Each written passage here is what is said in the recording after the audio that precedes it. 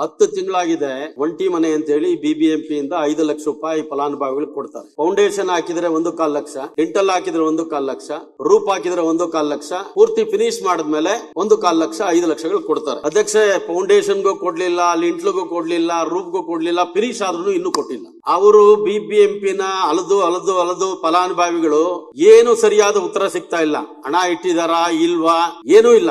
ಇದು 23, 24, 25ನೇ ಸಾಲಿಂದು. ಅವರು ಬಡವರು ಕಾಯ್ಕೊಂಡಿದ್ದಾರೆ. ಒಂದು ಫೌಂಡೇಶನ್ ಹಾಕಿ ಕೆಲವರು ಬಿಟ್ಟಿದ್ದಾರೆ, ಕೆಲವರು ಫಿನಿಶ್ ಮಾಡಿದ್ದಾರೆ. ಇದುವರೆಗೂ ಹಣ ಕೊಟ್ಟಿಲ್ಲ. ಯಾವಾಗ ಆ ಫಲಾನುಭವಿಗಳಿಗೆ ನಿಖರವಾಗಿ ಹಣ ಕೊಡ್ತೀರಾ ಅಂತ ಮಾನ್ಯ ಉಪಮುಖ್ಯಮಂತ್ರಿಗಳು ತಿಳಿಸಬೇಕು. ಇಲ್ಲ ಅದಕ್ಕೂ ಹಣ ಇದೆಯಾ ಇಲ್ವಾ, ಸರ್ಕಾರದಲ್ಲಿ ಹಣ ಇಟ್ಟಿದಾರಾ ಇಲ್ವಾ ಅನ್ನೋದನ್ನ ತಿಳ್ಕೊಂಡು, ಇಲ್ಲ ಯಾಕೆ ತಡ ಆಗಿದೆ, ಯಾರಿಂದ ತಡ ಆಗಿದೆ, ಅಧಿಕಾರಿಗಳು ಬೇಜವಾಬ್ದಾರಿತನ. ಒಂದು RR ನಗರಕ್ಕೆ ಹೋಗ್ಬೇಕು ಕೆಲವರು, ಇನ್ ಕೆಲವರು ಯಲಾಂಕಕ್ಕೆ ಹೋಗ್ಬೇಕು. ಇವರು ಸುತ್ತಾಡಕ್ಕೆ ಆಗಲ್ಲ ಅಧ್ಯಕ್ಷೆ. ಬಹಳಷ್ಟು ಸಮಸ್ಯೆ ಇದೆ. ಈ ಬಡವರಿಗೆ ಕೊಡೋದಾದ್ರೂ ಸರಿಯಾದ ಸಮಯ ಕೊಟ್ರೆ ಅವರೊಂದು ಗೂಡು ಮಾಡ್ಕೊಂತಾರೆ ನಿಮ್ಮ ಹೆಸರು ಹೇಳಿ.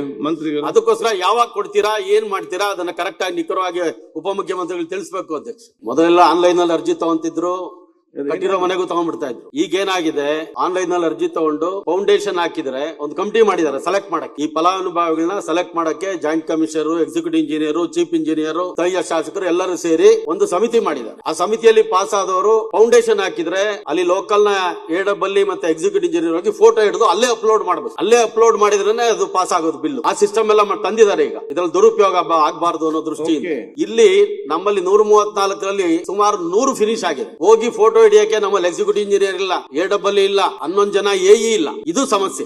11 ಜನ AEಗಳು ಶಾರ್ಟೇಜ್ ಇದಾರೆ. ವಾರ್ಡ್ ಅಲ್ಲಿ ಹೋಗಿ ಫೋಟೋ ಹಿಡಿಯಕ್ಕೆ ಆಗಲ್ಲ. ಎಕ್ಸಿಕ್ಯೂಟಿವ್ ಇಂಜಿನಿಯರ್ 9 ಜನ ಚೇಂಜ್ ಆಗಿದ್ದಾರೆ 2.5 ವರ್ಷದಲ್ಲಿ. ಇವಾಗ್ಲೂ ಇಲ್ಲ ಯಾರೋ ಇನ್ಚಾರ್ಜ್ AWE.